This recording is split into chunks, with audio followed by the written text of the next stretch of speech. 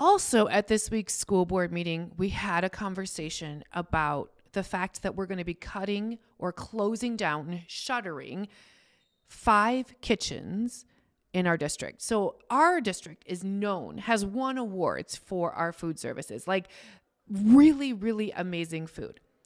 And there are already some schools that don't have kitchens. So what happens, right, in a lot of school districts, they make the food somewhere centrally and they bus it out or truck it out, and then it's kind of in warmers, and then you get there and that's what it is. So that's been happening. We've heard from lots of different schools. Like Olson is an example of one where the kids came and said, like, look, we don't want warmed up food. We want our kitchen open. My own children have been both at like a nice kitchen where everything is made and a place where they brought it in. It's no comparison. So this board meeting, we talked about the fact that we are shuttering kitchens in 5 schools. And the thing that concerns me is we made this decision by the numbers, not by thinking about which kids need hot food the most. So you're going to hear in the next clip a little conversation about how we came to that decision. And here's what concerns me about that. When we start to just take away things from small schools and we don't say to ourselves, how do we think the kiddos' chances are of getting hot meals other places? What is their financial status outside of Minneapolis public schools? That's not an equitable budget. It is an easier budget decision to make because you might have to shutter schools at 5 kitchens or shutter kitchens at 5 schools with slightly bigger populations, but more chances to eat at home. I'll let you watch it, see for yourself.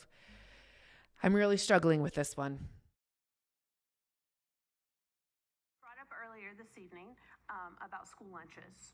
And I feel like we've had this discussion before about school lunches, I think from looking back at my notes, I think it was last month at the committee of the whole.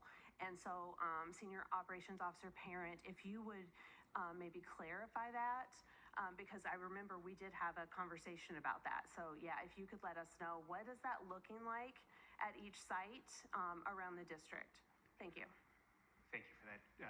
Through the chair, Director Norville, thank you for the question, and it's a great opportunity to clarify some statements made in public comment this evening, and again, add more context to the conversation.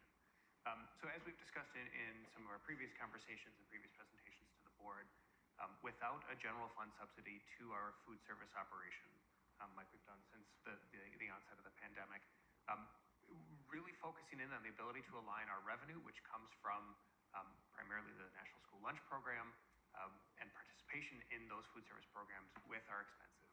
So being able to take a hard look at where our inefficiencies lay and where is our minimum threshold for being able to offer certain things. One of the most tangible impacts of that process was looking at our 5 smallest schools that serve less than 125 lunches a day, and making the tough decision that it financially was not sustainable for us to continue to cook on site for those programs, and switching to a pre-pack model. The clarification I'd like to offer the board to clarify comments from earlier tonight, pre-pack meals are still hot meals. This is not cold food. It is hot meals. It is the same food as the food that gets prepared on site. So whether your grilled cheese sandwich was made, well, maybe not a great example, but whether it was made at the central kitchen versus on site, it's still the same food. And we currently have 15 schools that are on this food service model. So 15 schools representing thousands of kids eat pre-packed meals each and every day here in Minneapolis, and adding these 5 smaller schools was part of the challenging budget decisions that were made.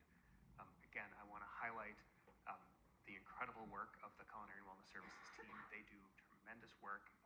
The Junior Iron Chef is just the tip of the iceberg for the really wonderful things that they're doing to promote wellness and a true food philosophy around how we can impact our local marketplace, the local industry, as well as the smart, healthy, long lifestyle choices that we help our students understand in the course of this. So again, part of a challenging budgeting process, but again, still a food philosophy that I'm very proud of for this organization. So all of our kids are getting hot lunches every school. It just might not be prepared on site. Correct. I just wanted to reiterate that. All of our kids are getting hot lunches, just might not be prepared on site, should be the same lunch as another school, correct? Correct. Thank you so much.